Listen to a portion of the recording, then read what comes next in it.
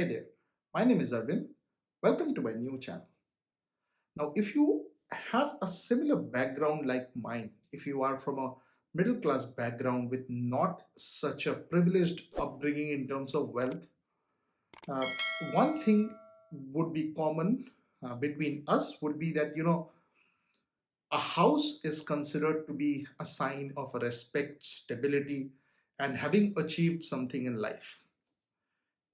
When we were small, we used to live in a rented government apartment, and we used to always think that at some point in time when we have arrived, we'll buy a house of our own.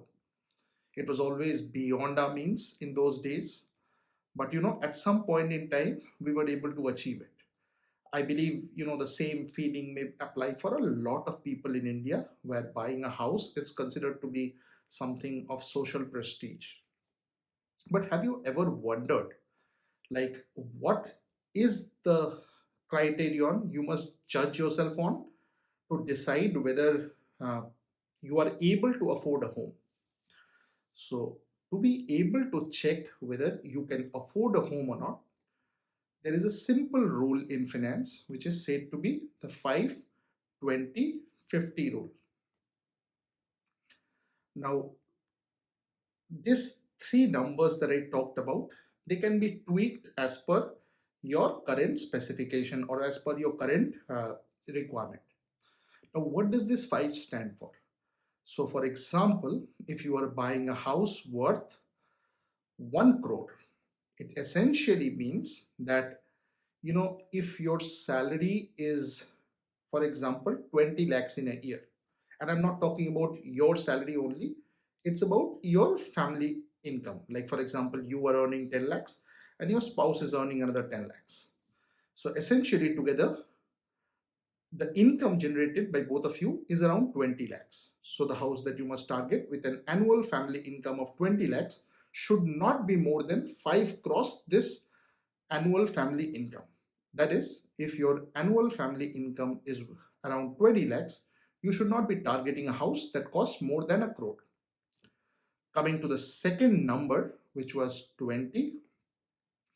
So it just means that if you take a mortgage or a home loan on it, the home loan should not exceed a period of 20 years. This is kind of an optimal number in my opinion. And the final figure, which sometimes it's implemented as 40, sometimes it's implemented as 50, that would depend on your individual circumstances. But if you want to be a bit lenient, you can take 50. So essentially, the loan figure should not exceed 50% of your income. So these are essentially the three numbers. I mean, uh, the 5, 20, and 50. So these three together, don't buy a house worth more than 5 times your family annual income. Don't go for a loan more than 20 years in duration, and don't go for an EMI which crosses more than 50% of your income.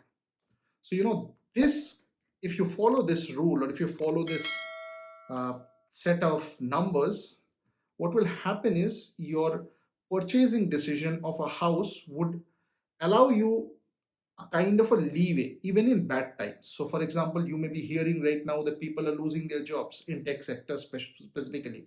I mean, the situation is really bad in the US, and I, being from that sector, know that a lot of friends are losing their jobs, and that makes it very difficult for them to continue with their monthly payments on account of mortgages, home loans, and stuff like that. So in such a situation, if they would have followed this approach, a lot of issues would be a little less in terms of impact. I mean, even now they would face a crunch in terms of their home loan payments, but you know, it's not as if they're taking a home loan or an EMI worth, more than 80% or 90% of their monthly take home. So that kind of a challenge can be mitigated, or the impact can be reduced if you follow a structured approach while going ahead and buying your home loan. So next time you plan to buy a home, or you hear that some of your friends or your relatives are buying a home, tell them to do this calculation, that they should not buy a house more than 5 times what they earn in a year, They should not take a home loan more than 20 years in duration, and they should not ideally be taking a mortgage where the EMI payment is more than 50% of their income. Now, this figure of 50% can also be set as 40% if you want to be a bit more conservative. Now, again, this, what we discussed right now, is a very simplistic implementation of deciding whether you want to buy a house or not. A lot of factors behind buying a house is also personal, is also emotion. So, we need to take all of that into consideration. If you hear that any of your friends or family are trying to evaluate whether to buy a house or not, please forward them this video.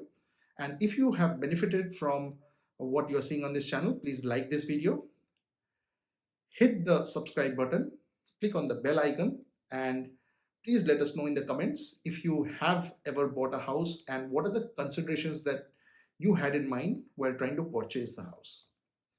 Thanks for watching this video, and please stay tuned for more such video on finance topics.